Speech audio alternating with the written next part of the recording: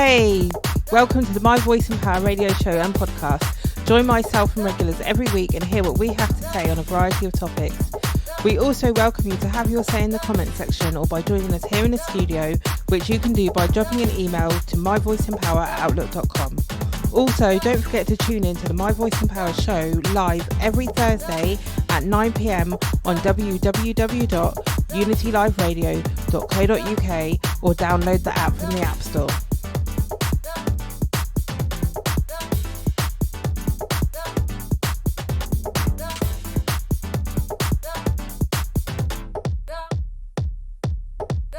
Right, hello and welcome to the My Voice and Power radio show and podcast. Today with me I have Simeon Howell. You good? Yeah, very, very good. Long time. How you been? Don't ask how I've been. It's been a stressful day. I've been trying to get some filming done for some other bits and pieces. I've got a new camera that hasn't been working. So far, and I forgot to take meat out to cook, so I've got to go and buy meat after here as well. Anyway. Full day. Yeah. So sounds fun. But yeah, I'm similar. I haven't had many hiccups, but yeah, it's been a busy Saturday. Just a normal day and stuff. So, but yeah, no, I'm really good. Obviously, one of the reasons I'm busy, football as usual. You know, I'm like lots of football. I had football training this morning, done some 1-to-1s, some kids this morning, and one of my boys, and then straight to Medesi Stadium after this, or Select KARIS Stadium, it's called these days, isn't it? Oh yeah, what's going on with? It's crazy. So I don't know all the politics, but as far as I know, the owner has a lot of money. He wanted to invest it and spend it, but because he couldn't prove where it came from in China, they won't allow him to spend it. So now it's just got a bit messy. Now he wants to sell it, but it's not going as well as he wanted. So he's just like trying to strip the assets and all kinds of stuff. But it's not doing well for the club, which is why they keep getting points deductions, etc.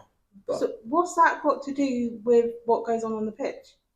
So he's the owner. It's his club. Anything he does wrong, the club it goes on the club basically. Yeah. So yeah. But hopefully, there's supposedly some American owners will come in trying to buy it at the moment. So hopefully, as long as the first team can stay in the league they're in now, they should be fine. They seem to be doing all right. So, What league are they in? League One. Yeah. They can't. They don't need to go into League Two. It'd be bad times. You lose money and stuff as well. All right. Cool. Yeah. I used to follow football. Yeah. But I haven't. You're far off it nowadays. Yeah.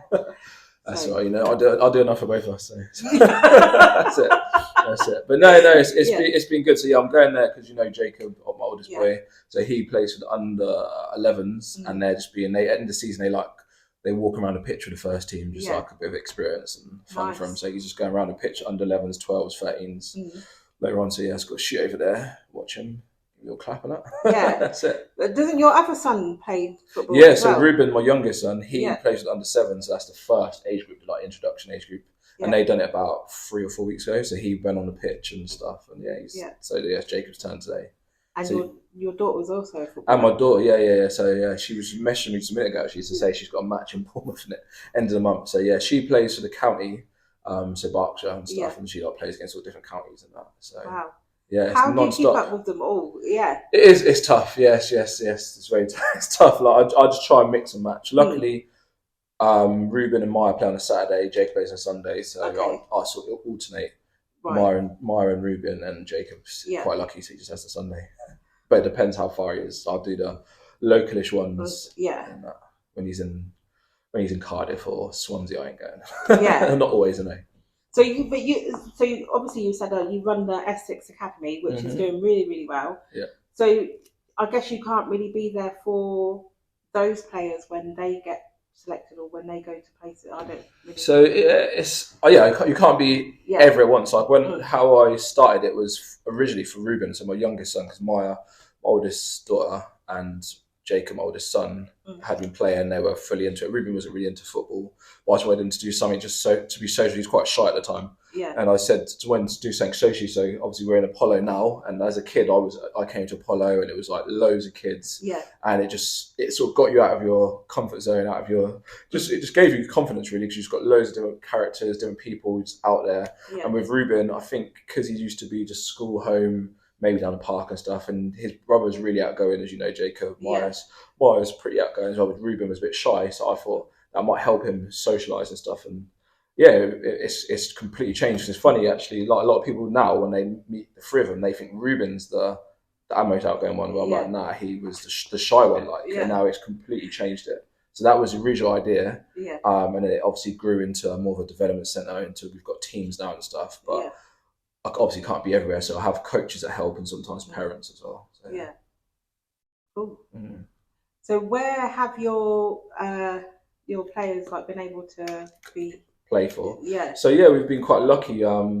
We've got one kid at the moment who is really lives near me. Actually, we spotted him down park locally, and because he's under 7, he's training at loads of clubs, but he's not officially signed. But he'll be able to. He'll go in somewhere. One of the top clubs. He's been trained at Chelsea and Southampton and Fulham and Reading as well. And then my son Ruben, he trains at Reading. He trains at Southampton, Fulham, and you've got others, loads of them like all these. Because with the younger age groups up until under 9, where they get officially signed, they can sort of try different clubs. So we've got like 3 or 4 of them who've just been like dotted around loads of clubs, trialing out. Ruben seems to enjoy Reading the most, so that's where he's mainly stayed. Where through the other kids, where they've tried the Southamptons and the Fulhams and the Chelseas and stuff, just to see which one they enjoy the most and who wants them really and truly. So it's been good. A lot of clubs have invited us in, so we've gone down to do showcase games in Southampton and gone to Fulham, and also been to Reading and stuff. And then clubs come down and watch us as well. So it's good for the boys and parents and everything, to get the experiences. You're doing really well. And this has only been running for what? All together about 3 years. About 3 years. So I think we started in November. So this November, I'm sure it'll be 3 years. It'll be the 3rd year we'll be going into. So like I say, it was something we started, or I started. And didn't have any aspirations of anything. Just wanted to do a bit of training. I was quite happy with it. It'd be 10 kids, 12 kids, and the first session was 20, and then it grew to 25, 30, and then I think since that first day, apart from one Halloween night we had, and I'd never realised how much English people loved Halloween. That one Halloween night, I think 4 people turned up. But every other day, other than that, there's been minimum 25 to 30 kids or whatever. Wow. So but it's really people really enjoy it. We try and keep it reasonable, so it's not. I'd say we're the most reasonable development centre in the town easily. We've probably got one of the best facilities. We're quite lucky to use, and we put on good sessions and stuff as well. So I think the parents enjoy it. The kids, we try and make it fun, not serious but not too serious and stuff. So it's a bit of both. They come and enjoy themselves and get some hopefully good training. Amazing. And I was going to say, what do you get up to in your spare time? And I know you're already. Well, you do. If you're not playing football, you're out on bikes, going for walks. Where do you find the energy?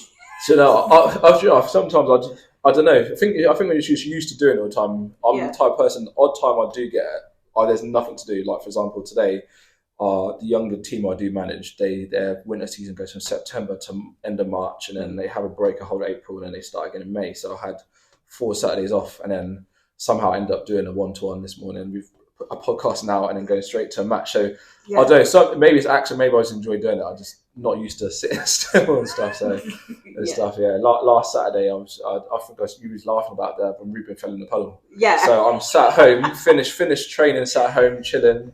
And the boys are like, Dad, we're going out for a bike ride. I'm like, fair play, go for it. And they're like, come with us. We want to go a little bit further down to Linear Park, which is far in Calcutta. So I'm like, okay. And then I go for a ride with my 2 boys and a few of their friends, and we're riding through. And then, as you saw on the video, they've found a puddle which they thought was fine. They got through the first one, and then we all went through. Then they went to the second one, and it was more of a lake than a puddle. And the next one, they both, 2 of them dropped in, and then we end up coming back. It's all fun and games. But it's good to see though, like I know everyone beats down on like social media, but like it's obviously social media where I see like half what you do. But like it's good to see that your kids are out and about. Active, being active. Because one of the things that they say a lot now is that nobody's bored really anymore. Or it wasn't that. When we used to be bored, we used to have to actively get up and find something to do. Now it's like there's always things. Like if you're bored of scrolling on one app, then you scroll on another. And if you're bored of being on your phone and you watch TV, there's like always so something to do technology wise and stuff. And I think that is true, and that's one of the reasons I try and get busy. Because I don't want them to be sat home and playing PlayStation and scrolling their phone. Because even I do it sometimes. I'll be sat the odd time I do sit still, more when I'm doing my normal 9 to 5. Like if I'm in between jobs, I'll be sitting there scrolling, and I'm sat there and I'm scrolling, and I know it's not good. Do you know what I mean? I know I'm just flicking, and I'm like, what am I doing? But you get addicted or whatever. So I don't want my kids to, or any kids really, to be doing it too much. Like it's a little bit when you're relaxing, but not too much. But on the plus side to social media, definitely, because I was saying I had to do this football course recently. I've done a UEFA where eventually I'd like to go into professional academies and do coaching and stuff. So I've done this UEFA course, and when I was doing my presentation last Thursday, actually, I was saying the plus side to social media is when I first started doing my coaching, I put up a video of training Maya, my daughter. She was like 10 at the time and stuff, and then I put up a video of training Jacob, on there, and then someone from the local area saw the video. Like, you seem like a coach, can you train my son? I was like, okay. And then I trained her son, then I put a video training her son, and then that's how it basically snowballed. That was literally my first few videos. And if you look there, that was probably 4 years ago, to now probably trained hundreds of kids sort of thing. Obviously now got the academy, development centre, whatever you want to call it, and we've been able to go into Southampton and Reading and Fulham and stuff, and that's just come from posting a video training my daughter in Prospect Park. Do you know what I mean? So it does have its benefits, and you must see it with your podcast and stuff. You put up a video and then you get invited to do different things. So I remember our first video or radio, if it was in your house, wasn't it? Now you've got it somewhere else. So. And you're right. The amount of things I've done over this last year, like in comparison to where I was before, so like all the healing work I've done, and now I've got 7 books. I go out and do talks, radio show, podcasts. It's like, and that's must come from you're obviously if you didn't have social media to promote it, no one know what you're doing. You could be doing the best stuff if no one knows. Do you know what I mean? It's not gonna. You'd have to go old school, innit? And put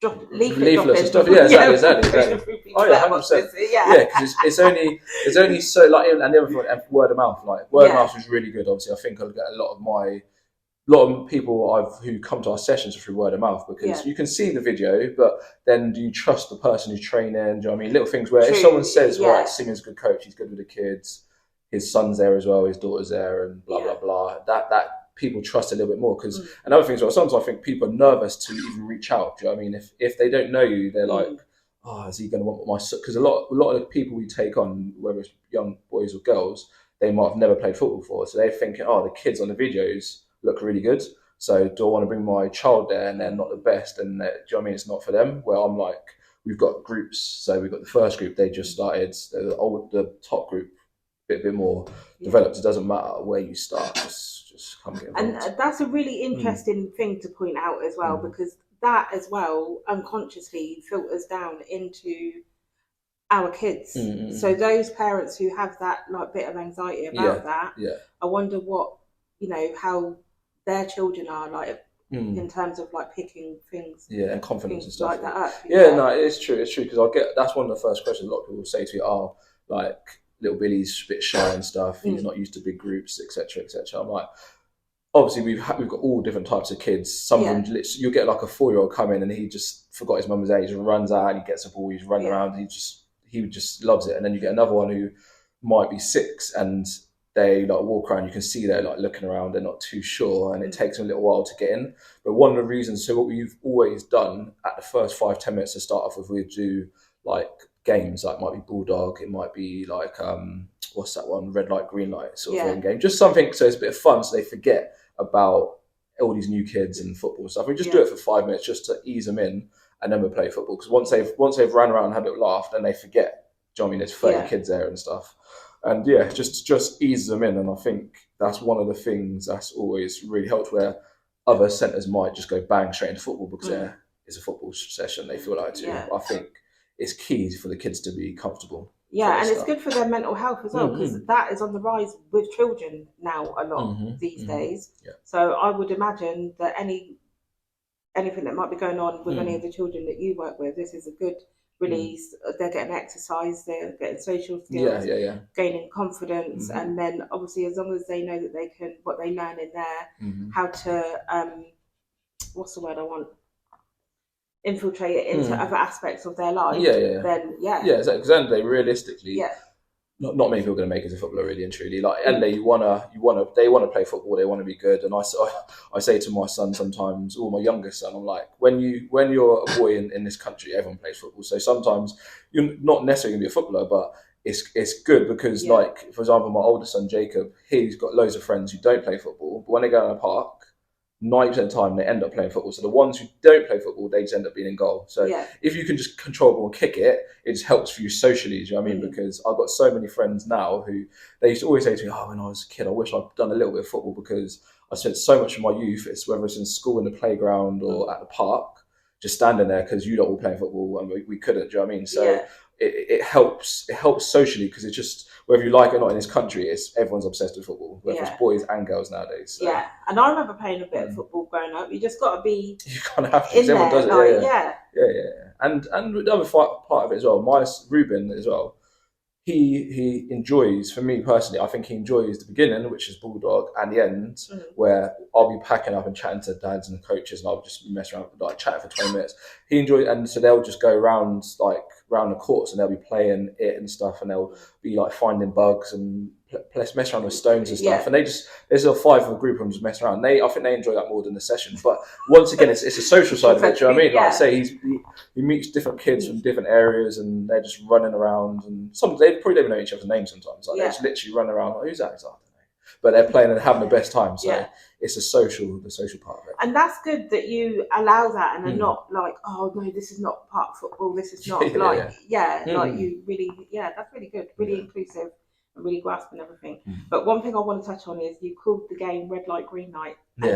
Like it's not. No, what is the game? That's what I was trying to think about. What is it actually called? What's it called? We used to call it What's the Time, Mr. Wolf. Oh well, yeah, that's the other one. But that's 2 different games. What's the Time, Mr. Wolf is similar, but this one red light, green light, because you have the red disc and green disc, and even you do the amber. There was, because it's obviously that game, wasn't it? On that program. What was it called again? What was it called? I watched it. It was actually quite good, actually. Oh my days, that's gonna bug me now. Yes, I can see it as well. Yeah, I even watched the game show on it the other day. There's a game show now. I watched that as well. Yeah. What's it called? Would you go on that? In my head, they're just gonna. No. In my head, they're gonna. I might just go back into the show. They might stitch me up and I'll get a shot or something. Yeah. Nah. What's it called? Oh my days. And it's highly unlikely to win. It's just you got as much chance to win the lottery. They're just kicking people out for nothing. So waste of time. But we have to come back to that. But that was that game. Oh my! I nearly had it, and it was on my tip of my tongue. But anyway, so that had a different name. But red light, green light that was a game as well. Oh. You're the. What's it called, Mr. Wolf? What's the Time, Mr. Wolf? That's like the kid, like the baby version. Red light. Oh, sorry. Red light, green light was the next level, and then this new one that is on, like I say, tip of my tongue. I've never heard of it being called red light, green light until that program. Yeah. That's why they put it in there, because that was like obviously they do it in China as well, that game, and that's why. But they turned it into a bit more sinister. Just a little bit. Yeah. They were getting banned from school and playing it and stuff. Yeah, because kids were. They're like, how can you shouldn't be watching this? The program was I think the program was probably 18, wasn't it? About killings and stuff in that program. Probably. Do you know? I don't think it was. You know. No. There had to be. Like that was gory. That was gory. Some of it. I don't know, but it's funny what everybody thinks like is like consists of at 18. Yeah, true. 15, True. Yeah. I don't know. Yeah, but everyone watched it because I remember my youngest was going to primary school and everyone was talking about it. Yeah, Squid Games. That's the one. I feel so much better. That's gone now. I was doing wedding, but Squid Games. Red light, and it was quite funny because when I first brought it in, I brought it in after watching. No, I think I brought it in before the program, but I hadn't played it for a bit. And after the program, I watched it. Then I brought it back again, so I always switched the games we play at the beginning. And then the kids are like, "That's not red light, green light. That's Squid Games." I'm like, "No, this is the original. This is the original game. It's red light, green light." So they're like laughing, thinking I was chatting. And Bulldog, we they don't let them play that in schools. No, why not?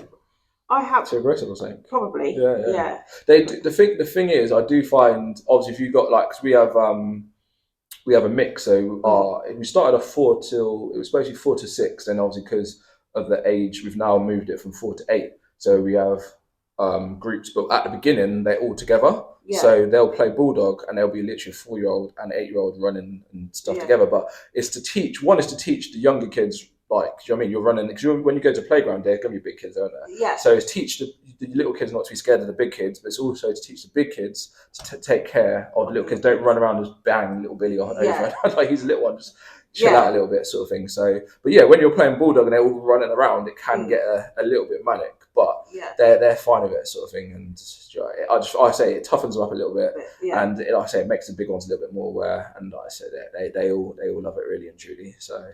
It is, but I can understand. Yeah, in a playground, we're on AstroTurf, so if you fall over, it's not so bad. But if you do it on concrete in school, your knees. I've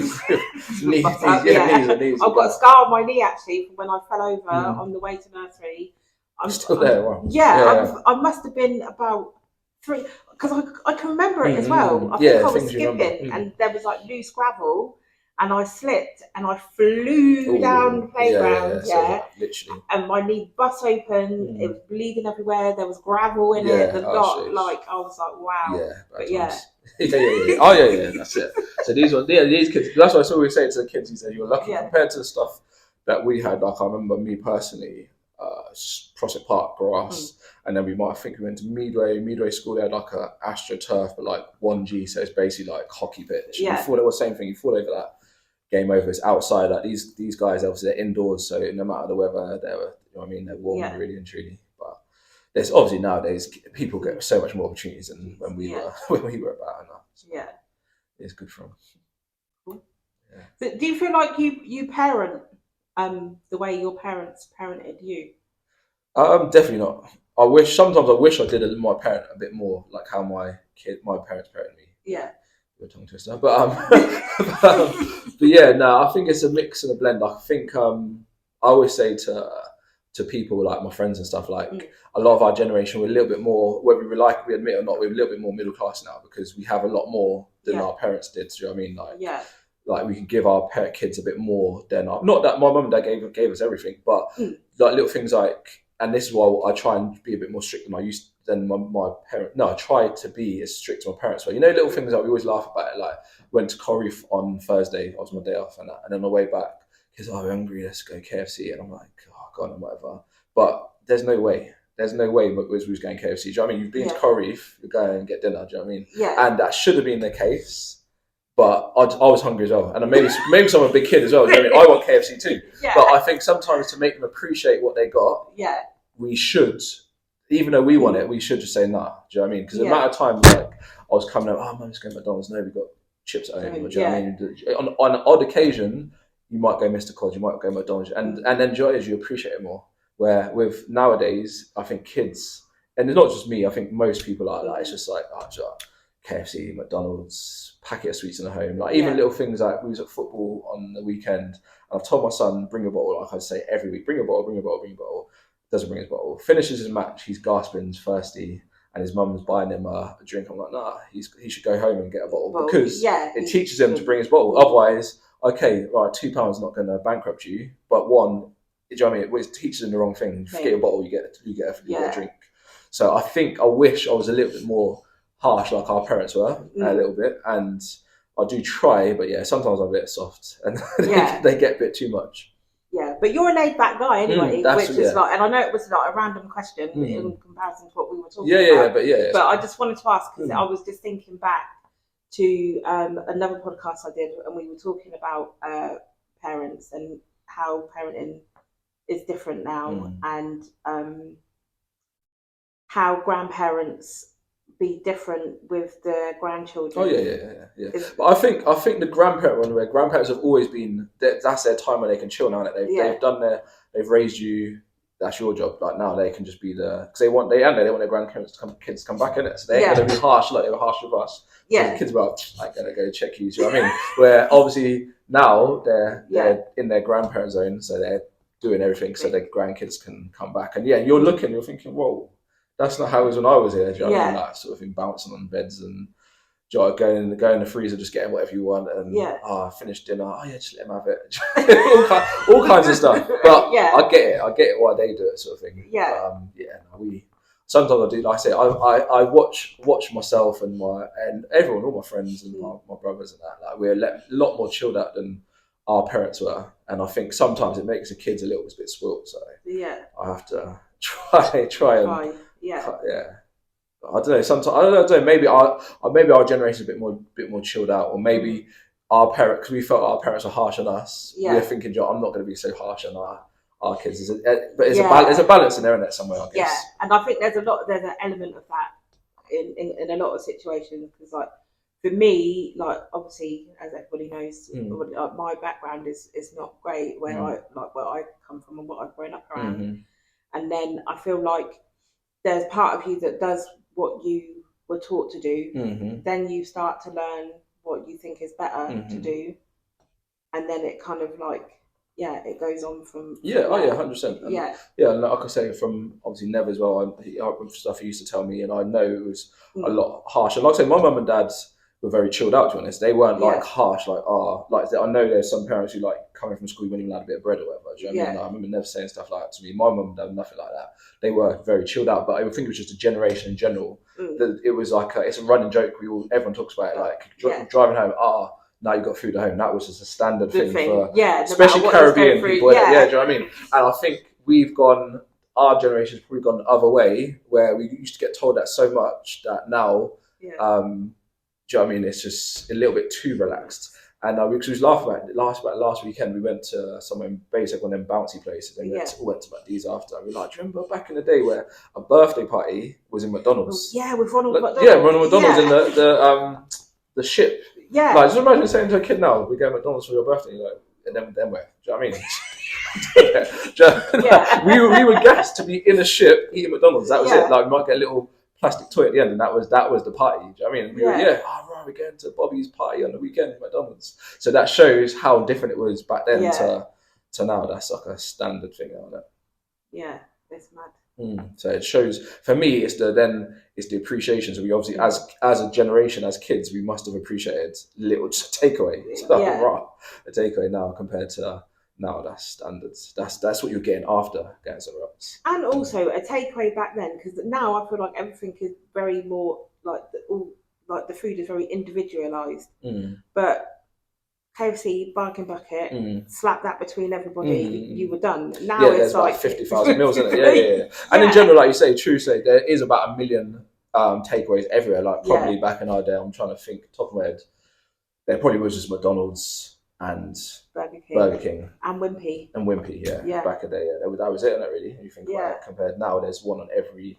No, there's about 10 on every corner. So you're walking through town, so it's not a thing anymore, is it? Yeah.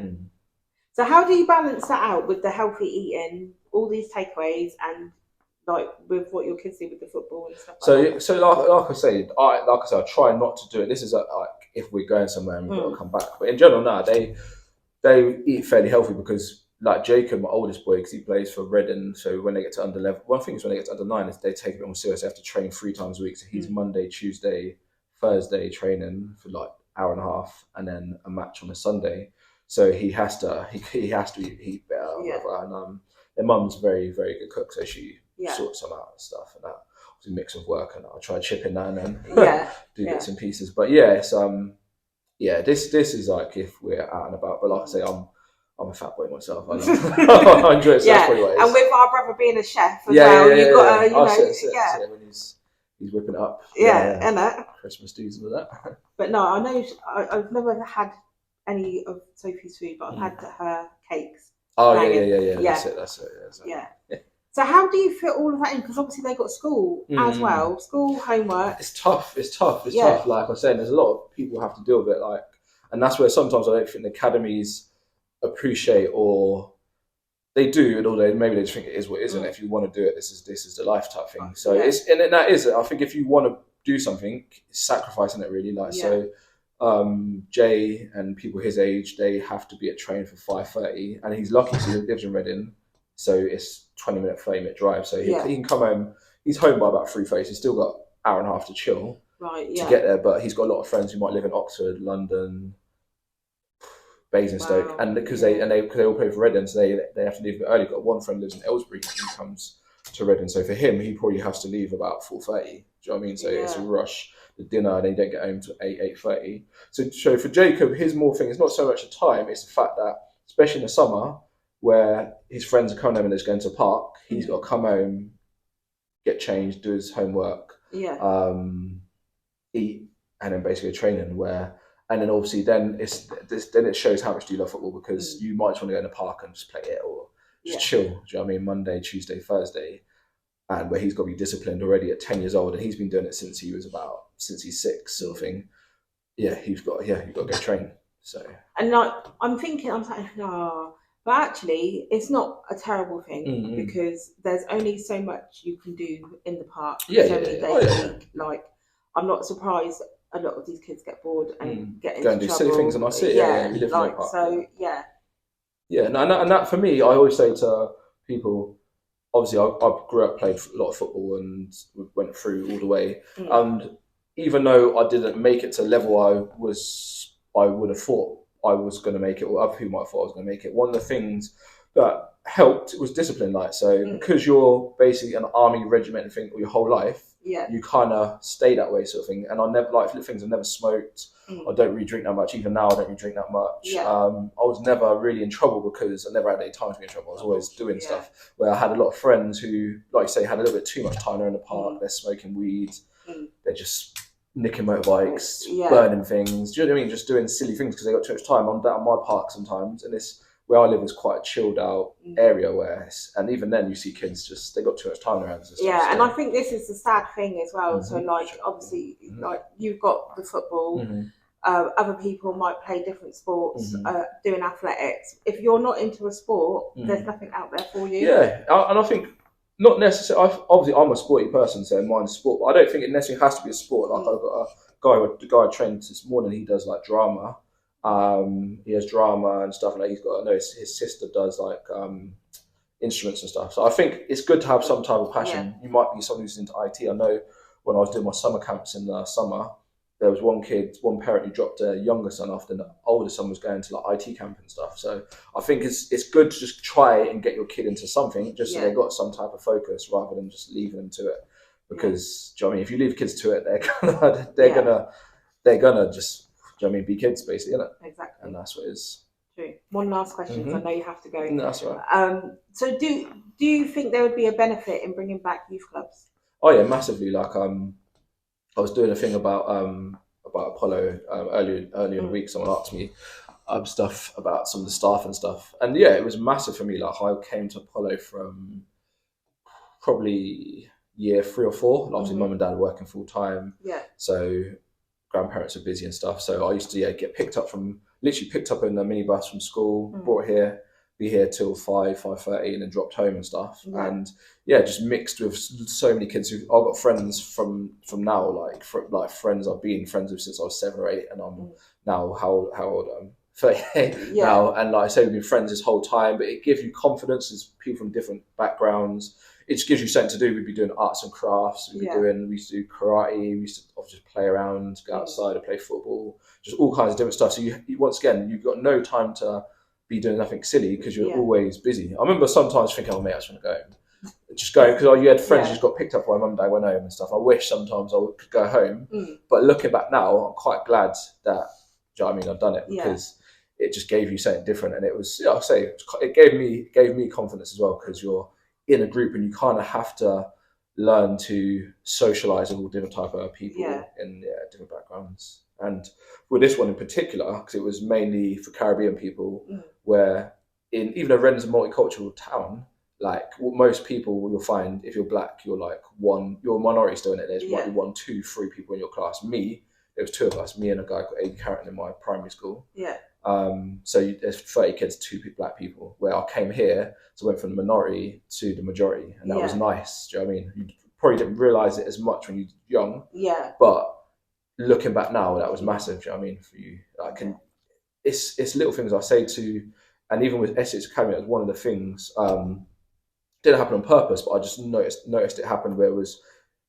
It's quite even. Like so, we'll say we got 25 kids. There'll be 12 black, mixed race, Asian kids, and there'll be 12 white kids sort of thing, so it's a balance. So it's not like 20 white kids or 20 black kids and a few white kids. It's literally mixed. So it's good for the kids to have that nice balance. You know what I mean? So and I think it's important with the youth clubs. So, cool. Thank you very much for your time. No, it's good. It's good. Enjoyed as usual. Yeah, cool. Hopefully your camera's all jiggy. Can you see on that one? No, I haven't got the to tell you if it works or not. Your other but I've got backup. So, you got plenty backup for it today. So no, that's good. No, it was only my phone. My watch was vibrating, so I thought Sophie might be calling, so she actually probably is calling. But past that, that's all good. That's all good. Cool. So is that you for today? You for this one, for the podcasting? Yeah, I can pack up. Nice. I was going to say go home. I better not go home. I need to go and get the meat. Yeah. Oh my dude, and then go home. To hear the full radio show, which entails me reflecting on the podcast, sharing the answers to the social media question of the week, and playing music, go to www.myvoiceempower.com and scroll down to the radio section. To listen to the full show live, tune into www.unityliveradio.co.uk every Thursday at 9 p.m. UK time for the My Voice Empower show, where there is also a Your Voice Empower hour for guests who still want to be heard but not shown. They come and engage in conversation about either their business, project, event, or raise awareness about topics that are close to their hearts. Always remember to spread your wings, speak your truth, write it down, and let it go.